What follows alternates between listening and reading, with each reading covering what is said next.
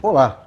No programa de hoje vamos falar sobre autismo, um distúrbio que atinge mais de 70 milhões de pessoas no mundo. Os principais distúrbios do autista, as dificuldades da família para lidar com essa situação e o que tem de mais atual em termos de lei.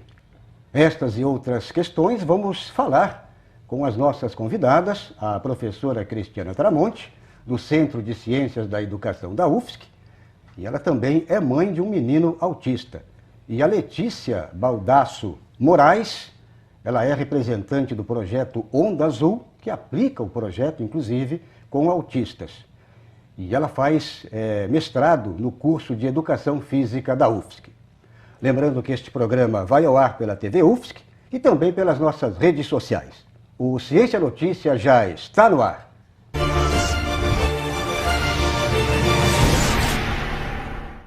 Eu queria começar este primeiro bloco apresentando primeiro o projeto Onda Azul. O Onda Azul, ele é um projeto voltado exatamente para o autismo, é isso? Sim, o Onda Azul, na verdade, ele é voltado só para pessoas com transtorno do espectro autista, que é o TEA, né? A gente chama assim. Então, o Onda Azul, ele é focado no desenvolvimento da criança, do adolescente e do adulto com TEA, através do surf, como uma promoção de lazer, de desenvolvimento pessoal, interações sociais. Então, a gente tenta buscar essas famílias, também dar um espaço para as famílias conviverem, trocarem informações, e as crianças, adolescentes e adultos, então, poderem se desenvolver através do surf, tanto como terapia. E você, Letícia, faz também, além desse trabalho, você desenvolve o teu mestrado. Sim. Lá também, né? Sim, então, o meu mestrado está em andamento ainda, eu vou terminar agora em dezembro desse ano. E eu estou analisando, então, tanto a parte dos voluntários e dos professores, na metodologia, então, específica para as pessoas com TEA, como dos familiares, como eles convivem, o que eles acham do projeto, as melhorias que nós poderíamos adaptar ao projeto, e eu observei as crianças. Então, eu observei o desenvolvimento das crianças durante algumas aulas, né, do projeto. Um estudo, eu diria, teórico e aplicando na prática, né? Perfeito, exatamente. Bom, professora Cristiana Tramonte, de volta, né? E agora com este tema. Mas a professora Tramonte, Cristiana Tramonte, né? Ela é mãe de um menino autista. E é por isso que ela está aqui de volta, né? Já que ela é educadora. Mas eu queria, professora, antes de mais nada, começar aqui falando um pouquinho também para localizar o nosso telespectador e nosso internauta na questão de histórico mesmo do autismo, né? Quando surgiu, quem foi o criador, quem inventou esse termo autismo, né? Boa noite, Valdo. É um prazer estar aqui novamente. Boa noite aos telespectadores do TV UFSC e a toda a equipe. E eu vou deixar este histórico para a nossa Letícia, que está fazendo um mestrado nessa área, então ela vai poder desenvolver todos os detalhes da questão histórica. Depois eu entro. Então, na verdade, a primeira vez que a palavra autismo surgiu foi em 1911, pelo Bleuer. Só que o autismo, nessa ocasião, ele foi usado como se fosse mais de um dos sintomas da esquizofrenia. Então, o termo autismo, como nós conhecemos atualmente, foi criado em 1943 pelo Leo Kanner, então médico austríaco, que ele diagnosticou, ele estudou então 10 crianças, né, se eu não me engano. Isso, uma amostragem pequena, né? Perfeito, é uma amostragem pequena, mas ele detalhou bem cada uma dessas crianças. Então, ele tem um artigo escrito detalhando cada uma delas, os comportamentos parecidos, as dificuldades de interação. E então, foi ele o criador do termo autismo como nós conhecemos atualmente. Certo. E aí, professora Tramonte, foi evoluindo, né? Esse foi o princípio. E aí, durante esta evolução, quer dizer, teve realmente uma evolução, eu diria, até mesmo para solucionar o problema, evolutiva? Como é que foi? Veja que nós temos uma história recente, né, da questão científica mesmo do autismo. É uma descoberta recente se comparadas com outras vamos dizer, por exemplo, com a surdez, né? Com a questão da deficiência visual. O autismo é bastante recente. E vamos ver se a Letícia confirma, nos anos 80 que nós vamos ter mesmo uma chegada dos estudos e dos termos ao Brasil, é isso? Exatamente, perfeito. Então é isso.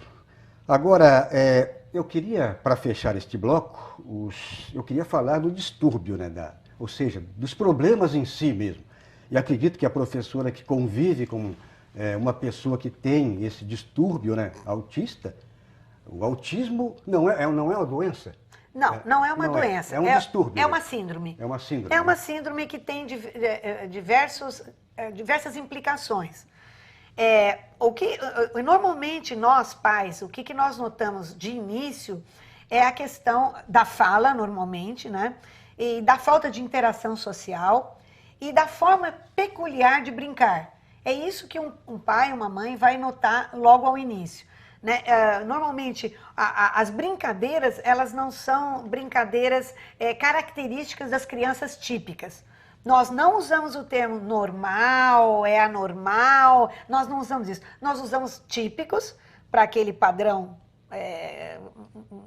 comum, e nós usamos atípicos para comportamentos, como, por exemplo, o comportamento dos autistas. Né? Então, as dificuldades de interação, de imaginação na questão do brincar, de comunicação na questão do relacionamento, a fixação do olhar no interlocutor, a questão da maneira de brincar, como eu já disse, e são diversos comportamentos que vão se caracterizando como comportamentos autistas. Para fechar este bloco, Letícia, lá o que você verifica, por exemplo, na prática, né? Em termos de... Vamos citar assim, alguns principais distúrbios lá que você verifica nas pessoas que praticam lá o surf. Então, dentro desse espectro, né, muito visível as individualidades de cada um. Então, cada criança, adolescente ou adulto, ele tem as suas características marcantes. Então, nós podemos ter uma criança verbal, uma criança não verbal. Tem alguém que gosta de contato, tem alguém que não gosta de contato.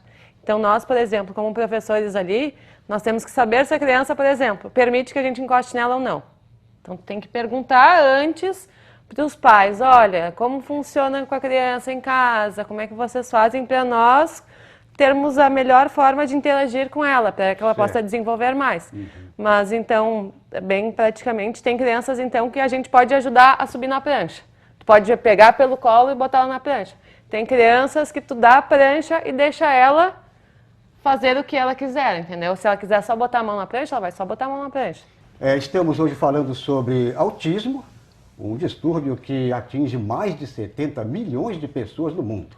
Nossas convidadas são a professora aqui, Cristiana Tramonte, do SED da UFSC, e mãe também de um menino autista, e a Letícia Baltasso Moraes, ela representa o projeto Onda Azul, e ela é mestranda do curso de Educação Física da UFSC. A seguir, no próximo bloco, vamos falar sobre as dificuldades, olha só, da família para lidar com essa situação. Vamos para o intervalo e voltamos já.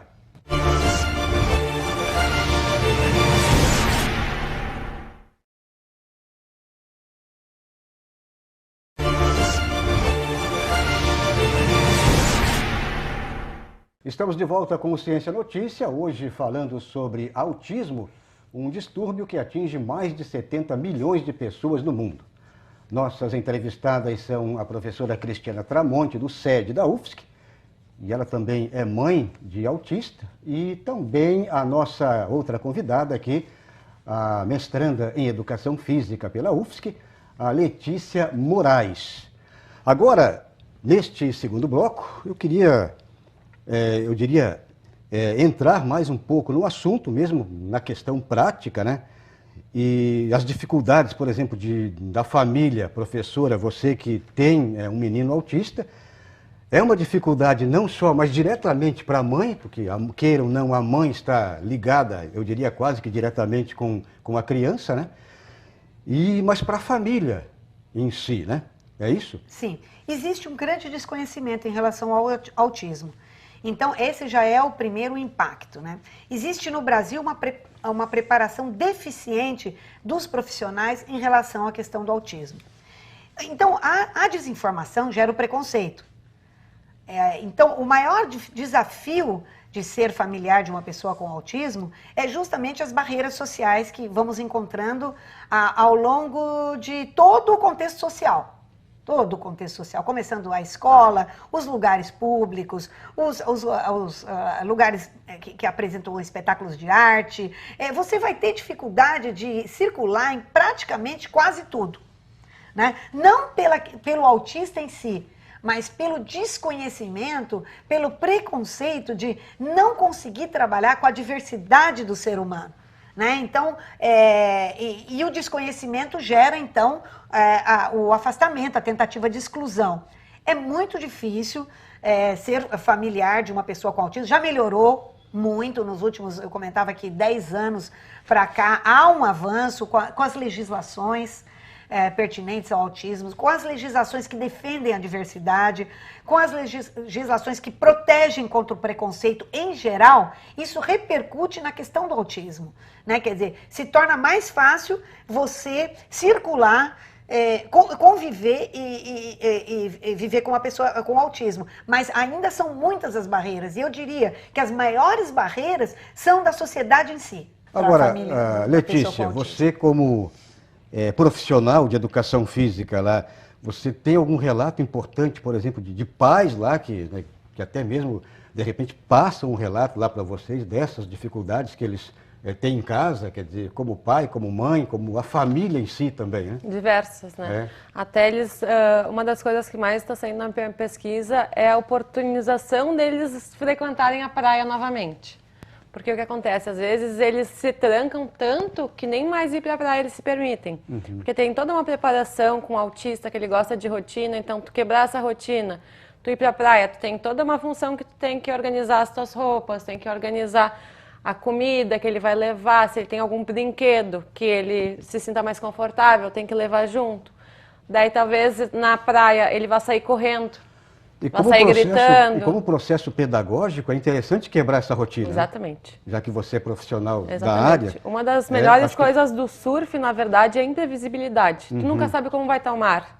Tu nunca sabe se vai estar chovendo, se vai estar com sol. Porque um dos fatores do autista é exatamente essa repetitividade. Exatamente. Né? Então, você quebrando esse ciclo, não diria vicioso, né? Porque faz parte do próprio sintoma, né? É um sintoma, né? Eu diria, do autista, né? Então, quebrando já, eu diria, é um grande trunfo, né? Com certeza. E eles estão acostumados muito àquelas terapias convencionais, de tu estar numa sala com alguém te mandando fazer coisas. Tu levar eles para uma terapia do surf, onde tu bota eles num ambiente onde tu não sabe o que vai acontecer, a onda pode vir. Tu pode cair da prancha, tu pode conseguir pegar uma onda. Então, tudo isso faz parte ali, né, da... Agora, professora Tramonte, você como mãe de um autista, algumas dicas importantes para as mães que estão nos assistindo aqui, tanto pela TV como pela internet, né? Estamos também em rede. Algumas dicas importantes, né, que você pode hoje, né, exercer na prática. Né? Sim, olha, Valdo, eu vou passar a minha experiência, porque eu sempre digo o seguinte, cada autista é único.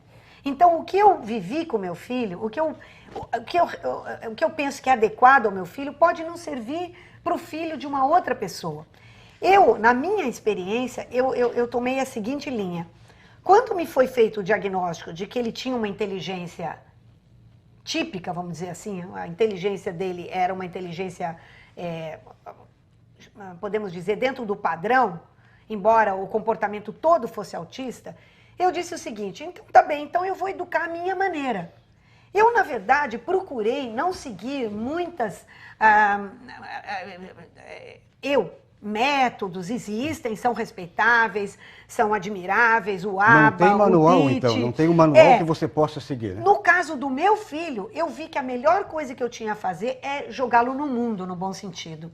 Jogá-lo no mundo é isso, é propiciar e que ele tivesse as vivências que uma criança, um jovem típico tem, para que ele pudesse ir aprendendo como é esse mundo que nós vivemos. né? Eu segui esse caminho. Ele não toma medicação, acho que isso é importante dizer, ele não toma medicação controlada. Foi uma opção minha, né? Meio solitária, mas que acabei sendo apoiada pelo neurologista. Ele só toma homeopatias e foi opção minha. E ele se desenvolve bem e eu forço desde pequeno que a aceitação da sociedade para incluí-lo.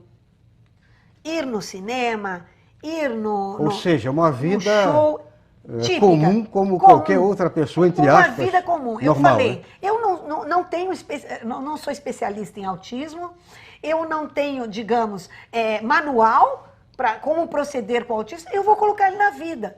É na vida que ele vai, e vou junto, vou apoiando, vou no suporte, vou no apoio, porque é na vida que ele vai aprender como é que este mundo funciona. Muito bem. Bom, para fechar este bloco, rapidamente, Letícia, o que você tem, por exemplo, de dicas também, alguma dica importante, como a professora falou aí, eu acho que ela citou várias, né? O que você também, eu diria assim, algum conselho, alguma dica que possa contribuir com a mãe, com o pai, com a família que tem um autista? Na verdade, eu acho que nós aprendemos a lidar, como eu aprendi a lidar com muitas crianças diferentes, eu aprendi como, não um padrão, mas as melhores formas de me comunicar. Então, em primeiro lugar, tu tem que olhar no olho. Talvez ele não vai conseguir te olhar no olho, ele vai desviar o olhar, mas tu, olhando para ele, ele sabe que ele ele sabe que tu está interagindo com ele. Tu vai demonstrar alguma coisa, não adianta tu falar. Tu vai lá e tu mostra. Então, tu quer que ele faça alguma coisa, tu demonstra antes e ele vai te seguir e vai fazer. Outra coisa, essa questão, eu acho que das individualidades.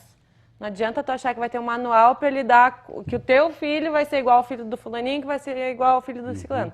Cada um vai ter os interesses repetitivos próprios, vai ter as estereotipias próprias. Cada então, um no seu quadrado. Exatamente. Bom, fechando então este bloco, hoje estamos falando sobre autismo, um distúrbio que atinge mais de 70 milhões de pessoas no mundo. As nossas entrevistadas são a professora Cristiana Tramonte, do SED da UFSC, e também a Letícia Moraes. Ela faz mestrado em Educação Física na UFSC e ela faz parte do projeto Onda Azul. Bom, no próximo bloco vamos falar sobre o que tem de mais atual em termos de legislação. Vamos para o intervalo e voltamos já.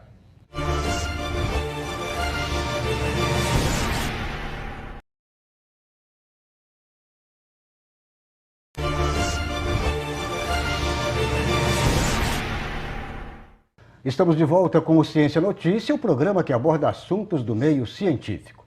A nossa conversa de hoje é sobre autismo, um distúrbio que atinge mais de 70 milhões de pessoas no mundo. Nossas entrevistadas são a professora Tramonte, ela é do SED da UFSC e mãe de um menino autista. E também a nossa outra convidada, a pesquisadora, agora quase mestre, e ela está concluindo seu mestrado, inclusive nesta área do autismo. É a Letícia Moraes, e ela é representante também do projeto Onda Azul, um projeto muito legal aplicado para os autistas. Bom, agora nesse bloco, vamos encaminhar esse terceiro e último bloco. O que tem de mais atual, eu diria, em termos de lei, mas eu não queria trabalhar com a lei, professora Tramonte e Letícia, eu queria a questão prática. De repente a pessoa está em casa e ela não sabe, as pessoas não sabem que mesmo aquele sujeito que pretende, né, agir preconceituosamente, ele tem que saber que existe uma lei para isso. Quem gostaria, professora? Pode ser? A caminhada da luta contra o racismo foi grande. E hoje em dia tem nuances aí na lei que mostram conforme o tipo de injúria racial ou racismo e tal. A mesma coisa a questão da pessoa portadora de deficiência. Chamados portadores de deficiências, no qual os autistas se incluem para poder estar contemplados pela questão legal também. Né? Então, aquela pessoa que tem uma pessoa em casa ou familiar portador de deficiência ou de necessidades especiais, como eu prefiro esse termo, deve sempre lutar e saber, nunca deve se encolher, ou se restringir ao espaço da casa porque foi discriminado num determinado espaço. Ele tem o direito de estar aonde ele quiser, aonde há outras pessoas típicas, ou a pessoa portadora de necessidades especiais pode estar também. A lei garante isso. E é isso que o familiar, ou no caso, ou o próprio portador de necessidades especiais tem que estar consciente. Não precisa se encolher, não precisa se intimidar, deve e pode lutar. Né, tanto acionando... E procurar os direitos. E procurar o seu direito, tanto através da lei, como dos seguranças que existem nos lugares públicos, como da própria polícia pode estar acionando. Enfim, existem mecanismos legais que protegem o portador de necessidades especiais. As famílias que não têm condições financeiras procurem o Defensoria Pública. A Defensoria Pública. Enfim, não se intimide. Né? Vá à luta, porque hoje em dia o respaldo legal é grande nessa questão. Agora, lá, Letícia, você tem algum exemplo também de alguma questão aí de preconceito? Quer dizer, o que vocês, por exemplo, orientam, de repente, possam passar alguma orientação para os pais, para as famílias, né? Que procurem seus direitos, né? Como nós estávamos falando antes, a Lei Berenice Piana é atual, e ela, então, traz o autismo para dentro das deficiências. Então, eles têm todo o respaldo legal que alguém deficiente também tem. Graças a Deus, ali no projeto, a gente nunca teve nenhuma situação, porque a gente é muito bem amparado ali pelo Costão do Santinho, que é onde nós temos a sede. Os familiares são muito bem apoiados. As pessoas que se encontram na praia estão curiosas, mas uma curiosidade boa, que eu sinto que vem para agregar. Então, ali eu... Bom, para fechar aqui este bloco, é interessante passar aqui também para o nosso telespectador e o nosso internauta. Nós falamos aqui, nós fizemos aqui um roteiro praticamente falando das dificuldades, né, das problemáticas em si. Agora tem o outro lado da questão, tem o outro lado da moeda, como diz na gíria. As virtudes de uma pessoa autista. E tem virtudes. Tem, né, professora? Muito. Eu diria assim, eu vou dar o exemplo do meu próprio filho, tá? Eu acho que na escola do meu filho, na turma em que ele frequenta, eu vejo como ele tendo uma ação positiva muito grande entre aqueles jovens. Porque, ao contrário do que poderíamos pensar, a convivência com uma pessoa diferente, ela causa uma abertura ao mundo, torna os jovens cidadãos muito melhores. Né? Então eu vejo que essa convivência é muito propícia tanto aos autistas quanto aos não autistas para nós pensarmos num mundo melhor, mais aberto à diversidade e tolerante com as nossas diferenças entre todos nós. E lá, Letícia, o que apresenta lá esse pessoal aí em termos de, eu diria assim, de novidades, assim, algo que de repente chama a atenção, que o normal, entre aspas, né, não apresenta, de repente o cara tem um desempenho no raciocínio lógico, ou seja, é por aí mesmo? Com certeza, eu vejo muito mais potencialidades neles do que limites, na verdade. A gente sempre achou que talvez eles fossem ter um certo receio em estar no ambiente do mar, mas eles não têm. Eles têm até um pouco de menos medo do que algumas pessoas neurotípicas não têm esse medo. A questão é que a gente sempre acha que a pessoa com TEA não é carinhosa. Nós temos alunos que eles ficam grudados na gente se a gente deixar, eles são muito carinhosos. Ou antipático, aquela pessoa que não... Não, é que às vezes eles só não sabem como interagir contigo. Então eu sempre falo que quando tu tem que lidar com alguém que tem TEA, tu tem que estar de coração e de mente aberta. Porque eles têm muito para te dar, muito mais do que a gente pode imaginar, sim. Certo, e para fechar, já aproveita deixando aqui também o endereço de vocês, quem pode participar, quer dizer, telefone para contato, algum site, algum perfil? Então, na verdade, a gente funciona mais pela página do Facebook, que é o Onda Azul Floripa, então. Um perfil, né? Isso, um perfil no Facebook. Nós temos também o Onda Azul em Bituba e nós estamos com uma sede agora em São Paulo, vinculada ao Instituto do Gabriel Medina. Mas nós aqui em Florianópolis funcionamos através do Facebook. Quem tiver familiares, então, pode nos procurar. Nós temos a inscrição, nós vamos voltar às aulas agora na primeira semana de outubro. Nós trabalhamos nos domingos lá no Costão do Santinho. Para mais informações, então, pode nos procurar. Como colega que te acompanha, ele falou que vocês estão agora saindo da época da tainha, né? Exatamente. Aí tem que, eu diria, suspender o projeto, mas logo em seguida, agora já vem primavera, né? Exatamente. Aí também tem a questão que estava muito frio, né? Tem o recesso da tainha, então nós somos obrigados a parar, porque os pescadores têm a preferência sobre o mar. Muito bem, chegamos ao final de mais um programa, hoje falando sobre autismo, um distúrbio que atinge mais de 70 milhões de pessoas no mundo. Eu gostaria de dizer aos pais que nos assistem que procurem se informar, porque não é nada que não possa ser trabalhado e superado, e mantenham a calma e lutem com amor, com fé e com carinho, que vocês vão ver que maravilhoso que é a convivência com o autismo. Agradecemos também pela audiência e até uma próxima edição do Ciência Notícia.